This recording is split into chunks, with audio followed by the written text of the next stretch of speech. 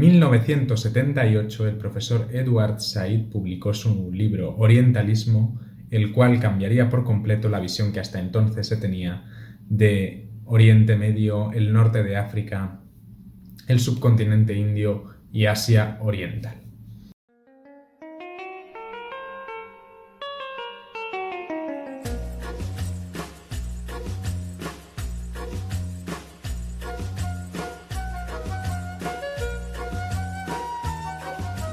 الإرهاب هو إسلامي في النهاية.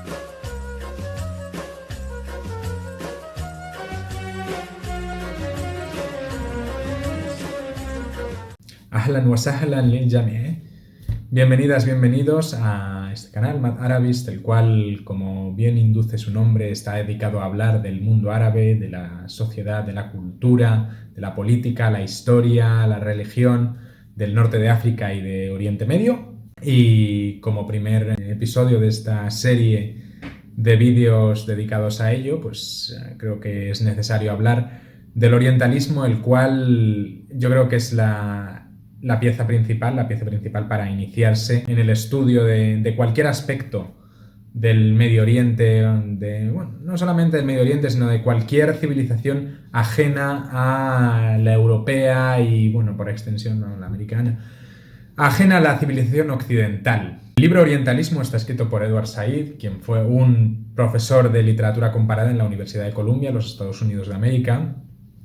Era de origen palestino, había nacido en Jerusalén en el año 1935, pero debido a la ocupación israelí, su familia se trasladó primero a Egipto, a la ciudad del Cairo, y de allí fue hasta Estados Unidos, donde él realizó sus estudios universitarios, doctorándose por la Universidad de Harvard. Además de todo esto, fue un destacado activista y miembro también del Consejo Nacional Palestino, aunque si por algo se le recuerda en la actualidad es por ser el autor de la obra, esta de aquí, Orientalismo. Y estaréis diciendo, ¿qué demonios es el orientalismo? Bueno, pues el orientalismo es la falsa concepción que se tiene de Oriente en Occidente. A lo largo de la historia, los europeos han representado a sus vecinos orientales de forma imprecisa, estereotipada e incluso fantasiosa. Para los europeos, Oriente era un lugar exótico, enigmático, primitivo, poblado por seres extravagantes y donde ocurren acontecimientos extraordinarios, y sus visitantes tienen experiencias inolvidables. Quizás esto que acabo de decir os parezca un poco exagerado, pero dejad que os ponga como ejemplo una letra de una canción que tengo por aquí, de una conocidísima película de animación, de dibujos animados, de una gran compañía hollywoodiense, que dice: imagina un lugar donde el dátil se da y los nómadas beben té, donde oyes hablar lenguas de aquí y de allá, es caótico, bueno, ¿y qué? Cuando el sol baje más, mira bien y verás una luz que te hechizará. Esa es la señal, el momento especial en que Arabia ante ti surgirá. Si en sus calles estás, para en cualquier bazar y de aromas embriágate. Cada especia olerás, debe regatear, ya sea lino, seda o satén. Melodías que van deleitando el lugar, cual calima al rozar tu piel. En su danza ahora estás, en un trance sin más, y la noche te atrapará. Si a Arabia tú vas, al cruzar este umbral, tus sueños allí serán realidad con su magia oriental. Si a Arabia tú vas, sentirás su poder, la magia allí está, su arena te da más de lo que crees, de lo que ves, perdón. La arena da más de lo que petróleo, pero bueno. En fin. El problema del orientalismo es que no solamente está presente en este tipo de cosas, ¿no? En cosas así de culturilla popular y tal, películas, libros, sino que también se ha adoptado desde la academia como conocimiento oficial, y no, este tipo de observaciones de este tipo no van a considerarse nunca fruto de la ignorancia, sino todo lo contrario, o sea, van a ser aplaudidas como auténticas verdades absolutas. Y no solo eso, es que históricamente Occidente se ha servido de todas estas observaciones para construir su propia identidad, creando una dicotomía insalvable entre ambos mundos. Si Oriente es inferior, salvaje y enigmático, Occidente va a ser superior, civilizado e ilustre, e ilustrado. Esta diferenciación se hizo especialmente fuerte durante la campaña napoleónica por Egipto. Como quizás sabréis, en 1798, cuando todavía era un general apartado del poder, Napoleón llevó a cabo una incursión por el país norteafricano. Él no solamente llevaba soldados, sino que también se preocupó de traer consigo a una serie de intelectuales y de estudiosos que inaugurarían los estudios orientales modernos. Estos investigadores y posteriormente sus discípulos y sucesores realizaron su trabajo desde una perspectiva totalmente etnocéntrica, con unas categorías que ellos ya preestablecidas y que ellos además consideraban universales sobre todo lo que era sociedad, religión, cultura, etcétera, etcétera. Y en lugar de empatizar con la gente, con la población autóctona, en este caso con los egipcios, pues trataron de encontrar en ellos los mismos patrones, las mismas características que definían sus nociones de cultura, sociedad, religión, etcétera, etcétera. Por poneros un ejemplo, el término religión en japonés no existía hasta el siglo XIX. ¿Significa esto que los japoneses no habían tenido religión hasta entonces? Evidentemente no. Lo que pasaba es que su culto tradicional, el sintoísmo, no estaba expresado de la misma forma que los cultos tradicionales de Europa. En este caso, pues bueno, no es que fuera tradicional, pero era el cristianismo, ¿no? Y lo que sucedió es que cuando tanto japoneses como europeos entraron en contacto, los japoneses tuvieron que proyectar su religión a la forma occidental y de ahí pues surgió la necesidad de adoptar este término en base a estas características, ¿no? De pues una religión es una serie de creencias con un misterio, una revelación, etcétera, etcétera.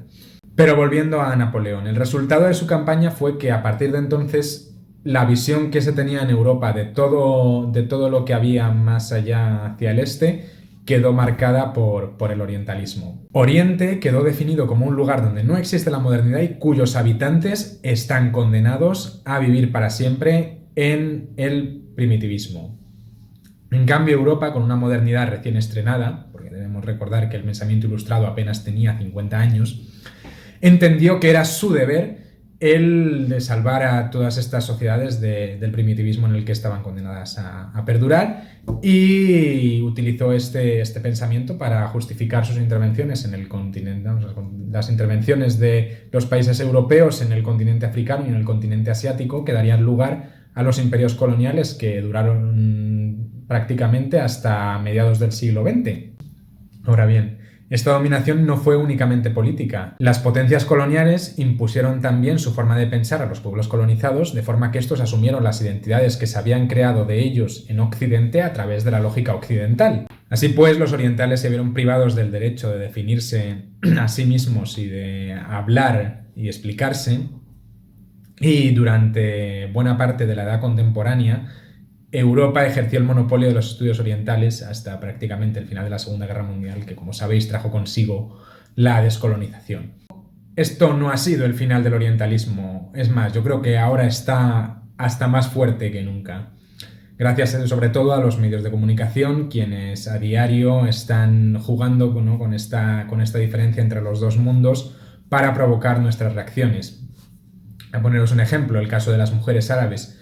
Por un lado tenemos a Hollywood dándonos una visión de las mismas en la que es todo exótico, son bailarinas de danza del vientre, llevan poca ropa, pero la poca ropa que llevan la llevan de colores muy vivos, se mueven al ritmo de la música con una serpiente, tal. Pero a la vez tenemos a una enorme multitud de líderes políticos europeos que no dejan de denunciar el estado de las mujeres árabes que viven, ¿no?, en países dominados por la ley islámica, donde se ven forzadas a llevar velo y son víctimas del machismo, prisioneras de la religión, de la tradición, etcétera, etcétera. Y es que la realidad, sinceramente, no es ni una cosa ni la otra. O sea, simplemente es un juego que se hace en todo este discurso para provocar nuestra reacción, porque realmente el orientalismo echa sus raíces en el miedo. Nos vemos con la necesidad de clasificar a la gente y a los pueblos porque necesitamos saber cómo van a actuar y cómo podemos defendernos, ¿no? Y no solamente pasa con todo lo que tiene que ver con el fundamentalismo islámico. Como sabéis, tiene amplia cobertura mediática aquí en Europa y en Norteamérica. También pasa con otras civilizaciones, como por ejemplo la crisis comercial que hubo recientemente con China. En el aire siempre está, ¿no?, que China es una superpotencia que se ha desarrollado económicamente en un tiempo récord y que además su economía está fuertemente tecnologizada, se escuchan un montón de historias de sí robots, de no sé qué, tal cual, y eso también es otro miedo que tenemos aquí en Occidente y que lo plasmamos aquí y también se queda reflejado en una tensión comercial en este caso, no llega a extremos de seguridad ni militares ni nada, afortunadamente. Pero también yo creo que es un factor que es interesante señalar. Por último, en este mundo, también en el mundo actual, fuertemente globalizado, donde impera la sociedad de consumo y un capitalismo muy agresivo, vemos que muchos de los países orientales explotan su lado más orientalista para atraer a más consumidores y vender más. Es el caso, por ejemplo, de los restaurantes árabes que hay aquí por España. Muchos de ellos ofrecen espectáculos de danza del vientre a los comensales y así pues eso, también crean una experiencia cultural extraña porque sinceramente yo en mis viajes por el mundo árabe jamás he experimentado nada parecido, pero bueno.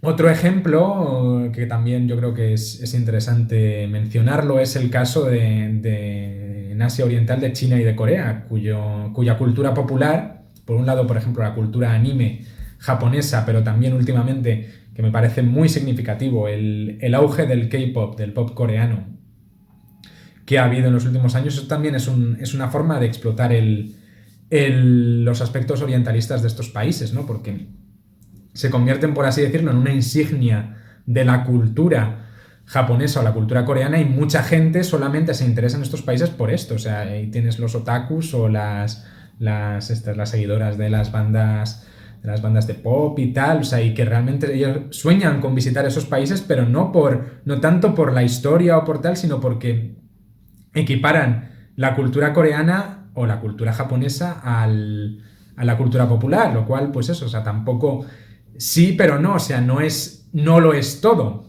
Y luego aparte que tanto los coreanos como los japoneses producen todo este contenido sin el menor tipo de reparo y sin preocuparse de que la gente solamente entienda sus países como estos, sino a ellos les da igual, lo que quieren es que pues eso, venga más gente a visitarlos y vender discos o películas o eso, nada más.